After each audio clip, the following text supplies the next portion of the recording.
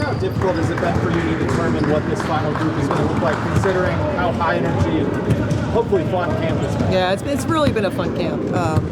The group that we've had here, they've done nothing but work hard, great energy. Yeah, so it makes it super hard, right? Because you love all of them, but you have to get down to. And then Tiffany Mitchell has arguably been your best player in the preseason. Just like, what have you stood out to you most about her play, and how is that stacked up against maybe what you were expecting from her when you signed her? I don't know if I was expecting anything. I knew what to expect as far as her baseline. I know what she's going to give you every day. In terms of how long it would take to get her to a place where her recognition of attacking that leads to a difficult shot that just bangs off the glass, or one that maybe if you throw it out, her understanding of that decision making. I talked about it yesterday. It's a big role. When you have a layup, you take it. If you have people in front of you, you don't try to do something difficult. How long it was going to take her to adjust to doing that, I wasn't sure. I knew that she was going to be willing, but sometimes it's hard to change your muscle memory. And so that's where I've been surprised at maybe how fast that she's gotten that. Very coachable. With Miller, how was the process of moving without the ball for her? I mean, that wasn't something she did a whole lot in college. The ball was always in her hand. Yeah. Has that been pretty instinctual for her? It has, because I saw a few plays today. She's a good cutter. Yeah. She's a good cutter. She doesn't have to have the ball in her hands. She's a good cutter.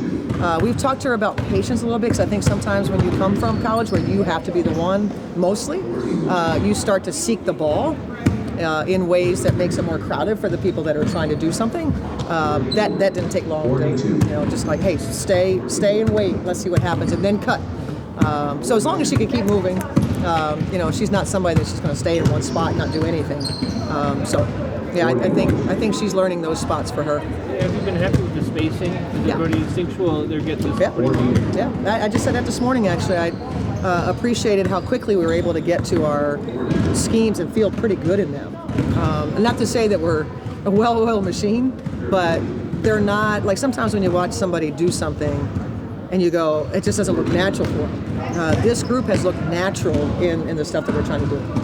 Kind of going off of that scripted scheme action, you're in a variant of what looked like Chicago, where Rachel would pop the down, get a pass from Tiff, and it would be a kind of a give and go DHO, where she'd get a screen from York and got right to the rim, came back out of three, scored a couple times. Just like, how do you balance running stuff like that that's just really good for somebody like Tiffany versus playing in the flow and really playing random? Well, that's exactly it. It's a balance, because we certainly want, and we've talked about this, we weren't very good in the Canada game where we just dribbled just over half court and just sat there and pounded it, did a play call, took forever to run it. We talk about playing from ahead in a possession. That flow is more advantageage to us than standing there play calling. We also got to the action that you're talking about that got us a little bit more open, a little bit more movement. I think, like you said, the balance. You don't want to stand there and play call and be predictable. I mean, in a best case scenario, what percent of the offense would be called, and what percent would just be organic, and what they? I don't know if I have a percentage. Depends. Are we playing off misses? Hopefully we're playing off misses. That's going to look different. Off made baskets, I probably would say I'd want half of them off. That's typically when we're going to run that sort of stuff. Made baskets, more play call-ish. Probably half of those should be more just playing, just flow. How is health in general, and will that have any effect on your decisions today? The health will not have any effect on decisions. No, we're fairly fortunate. We just have one scenario that we're iffy.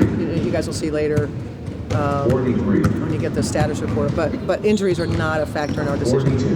You guys talk so much about the rebuild, the change this year. What's your mindset like the next 24 hours? I'm really excited for them, because you can feel their enthusiasm.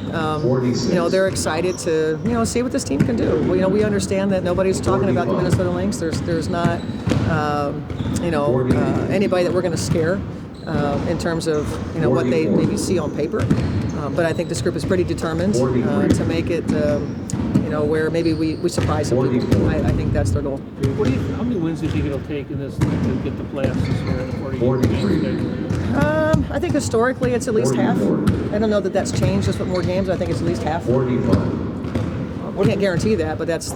I mean, there's been years you've been under 500 and been a playoff team. What have you seen from Nina since she's been back? Same thing, a very aggressive competitor.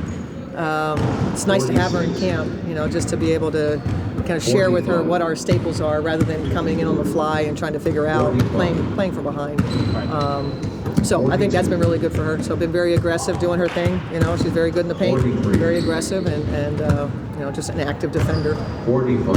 As you made it through another training camp with this group, what would you say you kind of liked the best about this group? And is there anything from the beginning to end that trust and coachability? That's what I've liked the most.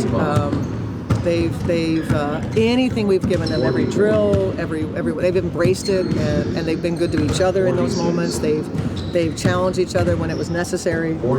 All that stuff. That's you get that through trust, right? When you have the accountability coming from within with the players, right? That's been something that Fee's been really locked in on. K-Mac's been really good with that. I think we didn't say anything X and O wise. Everything was intangible. That's been my favorite part. Hit it. All right.